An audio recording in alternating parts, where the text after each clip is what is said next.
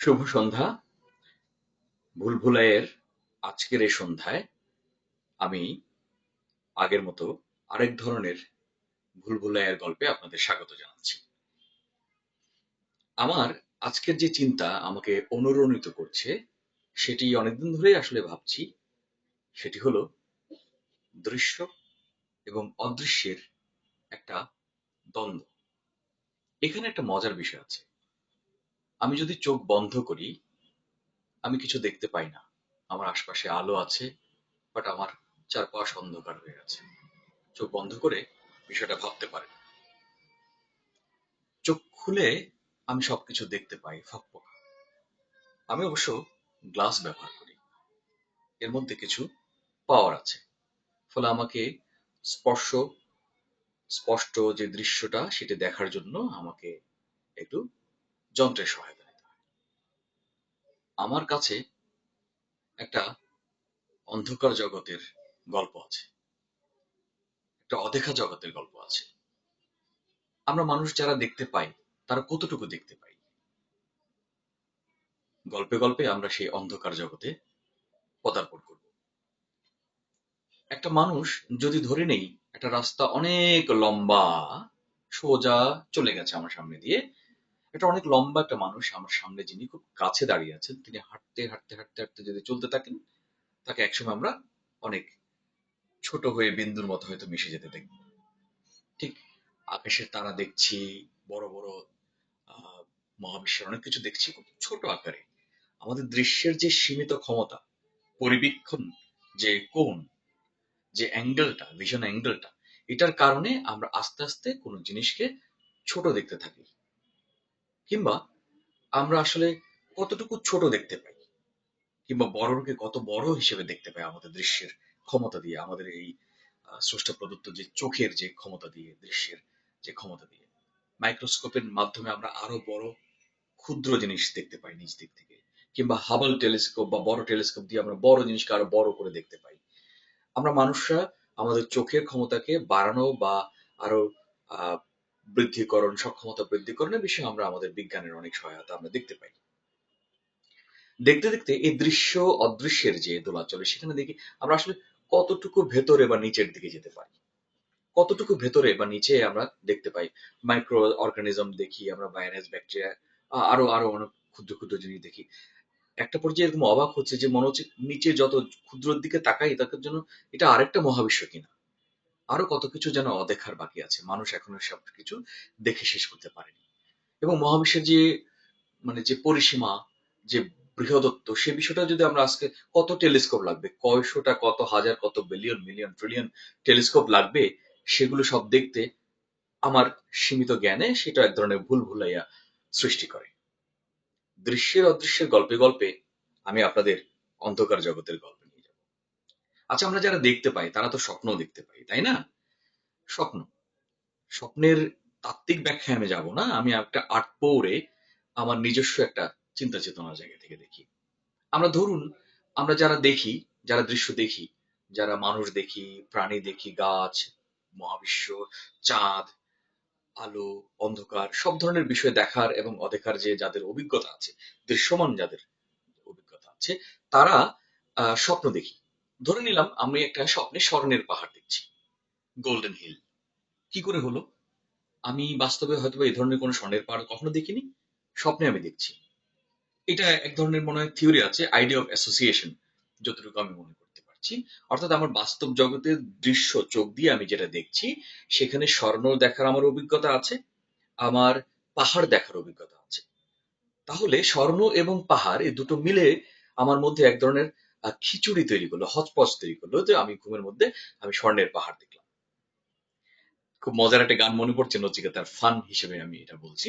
সেটা হচ্ছে যে সে একটা গানে এইভাবে বলছিল যে দুজন সুন্দরীকে সে দেখলো, যে মাধুরীকে দেখলো সে একসময় সুন্দর একটা নায়িকা, আবার তার ওয়াইফকে, তার বউকে সে দেখছে, তো স্বপ্নে গিয়ে বউ মাধুরী মিলেমিশে ককটেল হয়ে গেছে। তো কেমন একটা মজার বিষয় যে স্বপ্নগুলো আমাদের ককটেল বানায়, আমাদের যে বাস্তব দেখার যে জগৎটাকে, সেই জগৎটাকে ওখানে একটা ককটেল বানায়, হচপচ বানায়। জোকস অ্যাপার্ট, স্বপ্নের এই যে ব্যাখ্যা থেকে আমার হঠাৎ করে মনে হয় আমরা যারা দেখতে পাই তারা এক ধরনের স্বপ্ন দেখি। একজন খুব বিখ্যাত ব্যক্তিত্ব আছে, আমি শুনেছি, সত্য মিথ্যা আপনারা যাচাই করে দেখতে পারেন, সেটা হচ্ছে মার্ক জুকারবার্গ। শুনেছি তিনি লাল এবং সবুজ এই দুটো রং দেখতে পান না। তো আমরা যারা এই বাংলাদেশের পতাকাকে লাল সবুজ দেখতে পাই, কিছু লোক পৃথিবীতে আছেন যারা লাল সবুজটা দেখতে পান না, যাদেরকে আমরা বলি কালার ব্লাইন্ড বা রঙান্ধ। তো যারা আমাদের আশপাশে অনেকেই এরকম আছেন, অনেকে বুঝতেও পারেন না, অনেকেও জেনেও সেটাকে অন্যভাবে বোঝার চেষ্টা করেন। শুনেছি যে মার্ক জুকারবার্গ নেন, উনি লাল সবুজ যেহেতু দেখতে পান না, উনি ফেসবুকের যে লোগোটা নীল সাদাই করেছেন। ফ্যাক্টস অ্যাবাউট, আমি এই বিষয়ে ভেরিফিকেশন দিতে পারছি না, বাট আমি শুনেছি বা জেনেছি।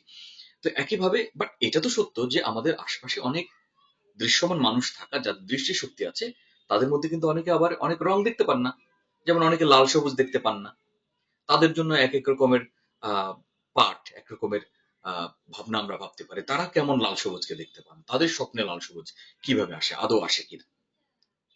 ভাবতে ভাবতে আমরা যদি আরেক ধাপ এগিয়ে যাই, যারা পরিপূর্ণভাবে অন্ধ হয়ে যান। দৃশ- আমরা বাংলা ছবির অনেক সময় দেখতাম কি একটা মজার বিষয়, আমরা অনেক সময় লক্ষ্য করতাম যে নায়ক বা কেউ একজন বিখ্যাত ব্যক্তি হঠাৎ করে একটা আঘাত পেয়েছে, হঠাৎ করে তার অন্ধত্ব চলে এসেছে, সব দৃষ্টিশক্তি হারিয়ে ফেলেছে। আবার কিছুদিন পর, কিছু সময় পর, কিছু বছর পর আবার সে আঘাতপ্রাপ্ত হয়েছে, আবার তার দৃষ্টিশক্তি ফিরে এসেছে এবং সে আবার সব দেখতে পাচ্ছে। অ্যাপার্ট ফ্রম জোক অ্যাগেইন, তো যদি দেখি যে যারা সত্যিকার অর্থে অন্ধ, টোটালি ব্লাইন্ড, কেউ হয়তো বা এক জীবনের একটা পর্যায়ে গিয়ে অন্ধ হয়েছেন। যেমন ধরা যাক আমি মানুষের একটা পর্যায়ে অন্ধত্বের কথা ধরছি, যে আমি একটা 10 বছর বা 5 বছর বা 8 বছর বয়সে আমি অন্ধ হয়েছিলাম। আমি অনেক কিছু দেখেছি, আবার অনেক কিছু দেখিনি। তাদেরও এক ধরনের স্বপ্নের একটা জগাখিচুড়ি হয়। নিশ্চয়ই তারা কেমন স্বপ্ন দেখেন সেটা নিয়েও আমার মাঝে মাঝে ভুল ভুলাইয়া তৈরি হয়, যে আসলে তারা কিভাবে জগৎ জীবনটাকে দেখেন। আরো যদি এগিয়ে যাই, যারা জন্ম থেকেই অন্ধ হয়ে যায়, একটু ভাবি, মায়ের মাতৃগর্ভ থেকে আমরা যারা পৃথিবীতে ভূমিষ্ঠ হয়েছি, আমরা দৃষ্টিশক্তি যাদের আছে, তারা কিভাবে পৃথিবীটাকে দেখছি, শিখছি। আর যে জন্ম হওয়ার পর থেকেই বা জন্ম হওয়ার আগে থেকেই দৃষ্টিশক্তি না নিয়ে এসছে পৃথিবীতে, সে কিভাবে পৃথিবীটাকে, মহাবিশ্বটাকে, রং রূপ রস সবকিছুকে দেখে। এমনও কিছু লোক আছে যারা দেখতেও পায় না এবং শুনতেও পায় না, বধিরও আছে। গল্পে গল্পে নামগুলো চলে আসে, হেলেন কেলারের নাম চলে আসে, এমিলি এমিলির নাম সুলিভানের নাম চলে আসে। এমিলি সুলিভান এবং হেলেন কেলার একে অপরের গুরু শিষ্য ছিলেন। হেলেন কেলার সম্পন্ন হতেন না যদি না হয়তোবা এমিলি সুলিভান থাকতেন। যেমন পানি, পানি যখন পড়ছে, তখন পানির শব্দটাকে, পানির অনুভূতিটাকে তিনি তার হাতে WATER লিখে ওয়াটার, অর্থাৎ শব্দকে উনি অ্যালফাবেটের সাথে ফিলিং মিশিয়ে দিয়ে সুলিভান কেলারকে শিক্ষা দিতেন। এভাবে কেলারকে তিনি অনেক এডুকেটেড করে গড়ে তোলেন। দুজনেই তাদের জীবনে, শস্য জীবনে সাকসেসফুল ছিলেন। তারা খুব অল্প বয়সে, সম্ভবত একজন 1.5 বছর বয়সে, একজন হয়তো বা 18-19 মাস এই টাইপের, বা একজন 3 বছর বয়সে, দুজনেই দৃষ্টিশক্তি, দৃষ্টি প্রতিবন্ধী ছিলেন। এবং হেলেন কেলার সম্ভবত বধিরও ছিলেন। তো যিনি একেবারে অল্প সময়ের দৃষ্টিশক্তি হারিয়েছে, 19 বছর, 19 মাস বয়স, মানুষের স্মৃতিশক্তি তেমন প্রকট থাকার কথা নয়। তো ধরা যায় তিনিও এক ধরনের জন্মান্ধ এবং পাশাপাশি বধির। তিনি অনেক বই লিখেছেন, প্রায় 25টা দেশে বক্তৃতা করেছেন, 40টা বেশি দেশে উনি ভ্রমণ করেছেন। আহ, এবং উনি একজন বিখ্যাত মানুষ। আপনারা অনেক পড়ে দেখতে পারেন, হেলেন কেলারের নাম অনেকে আমরা জানি, অনেকে হয়তো বা তার সম্পর্কে পড়েছি। তো জন্মান্ধ বা বধির হওয়া সত্ত্বেও তিনি তার এই বিষয়গুলোকে অতিক্রম করে গেছেন। সোলেমান অতিক্রম করে গেছেন। এই ধরনের আরো অসংখ্য, লুইস ব্রেইলের কথা আমরা বলতে পারি, ব্রেইল পদ্ধতি, তিনিও অল্প বয়সে অন্ধত্ব বরণ করেন। তারা অলমোস্ট জন্মান্ধ। তারা কিন্তু জগৎ থেকে হারিয়ে যাননি, জগৎকে অনেক কিছু দিয়েছেন। তারা জগৎকে ফিল করেছেন, মানুষকে ফিল করেছেন, বিশ্ব ব্রহ্মাণ্ডের অনেক কিছুকে। এবং হেলেন কেলার তো অনেক মানব দরদী একজন মানুষ ছিলেন। উনি পলিটিক্যালি অনেক বেশি সরব ছিলেন, রাজনৈতিক সচেতন ব্যক্তি ছিলেন। এবং যারা প্রতিবন্ধী বা যাদের হ্যান্ডিক্যাপ বা বিভিন্ন রকমের তাদের আহ সমস্যা আছে এবং মানুষের অধিকার নিয়ে তিনি অনেক কথা বলেছেন, অনেক সোচ্চার ছিলেন। আমি ভাবি তিনি কিভাবে পৃথিবীকে দেখতেন, কিভাবে এত আশা, এত আত্মবিশ্বাসের সাথে পৃথিবীকে দেখে গেছেন, পৃথিবীর মানুষ নিয়ে ভেবেছেন, একজন দৃশ্যমান ব্যক্তির থেকেও, দৃষ্টিশক্তি সম্পন্ন একজন ব্যক্তির থেকেও মাঝে মাঝে মনে হয় তারা যেন আরো বেশি দেখতে পেতেন। অনেক ছবির কাহিনী চলে আসে, কিছু জোকসের কথা বলতে হয়। যেমন আমরা দেখলাম অনেক চাঞ্চল্যকর ছবি দেখি, অন্ধদের নিয়ে ছবি হয় অনেক সময়।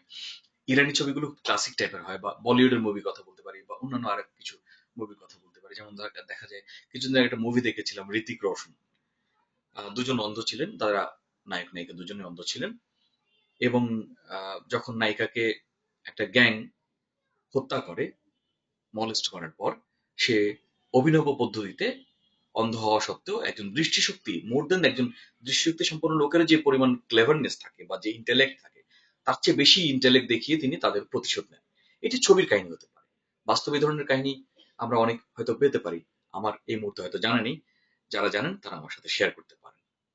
এছাড়া আমরা দেখেছি অমিতাভ বচ্চনের একটা ছবি আমার কথা মনে পড়ছে, যে তারা একটা ব্যাংক ডাকাতি করবেন, অনেকেই অন্ধ ছিলেন, প্রায় সবাই অন্ধ ছিলেন, তাদেরকে একটা সিমুলেশনের মধ্যে দিয়ে নিয়ে গেছেন, একটা সত্যিকার একটা ব্যাংকের আবহ তৈরি করে সব ধরনের প্রতিরক্ষা ব্যুহকে প্র্যাকটিস করিয়ে অন্ধদের দিয়ে। অমিতাভ বচ্চনের আইডিয়া ছিল যেহেতু অন্ধদের দিয়ে চুরিটা বা ডাকাতিটা করা যায়, সেক্ষেত্রে তাদেরকে ট্রেস আউট করা বা আইন শৃঙ্খলা বাহিনী বা ইনভেস্টিগেটিং এজেন্সির পক্ষে তাদেরকে ধরা সম্ভব হবে না। দারুণ আইডিয়া, ছবি হিসেবে চমৎকার লেগেছে। বাস্তবে হয়তো এই ধরনের কাহিনীগুলোর কিছু কিছু জায়গায় মিলবন্ধন পাওয়া যেতে পারে, কিছু মিল অমিল হতে পারে। তো সবকিছু মিলিয়ে আজকের ভুল ভুলাইয়ের যে চিন্তার যে অনুরণনটা আপনাদের সাথে শেয়ার করলাম, সেটি হচ্ছে আমরা যারা দেখতে পাই এবং যারা দেখতে পাই না, তাদের ভাবনা, তাদের স্বপ্ন আমরা চোখ বন্ধ করে ভাবতে পারি, এক ধরনের ভুল ভুলাইয়ার মধ্যে আমরা পড়ে যাব। আর যাদের দৃষ্টি শক্তি নেই, তাদের প্রতি আমরা যেন আরো সচেতন হই, আরো সহৃদয়বান হই। এই দেখা অদেখা, এই অন্ধকারের, আরেক অন্ধকারের আলোর খেলা নিয়ে আজকের ভুলভুলাইয়া এখানেই আপনাদের শেষ করছি। অনেক অনেক ধন্যবাদ। শুভরাত্রি।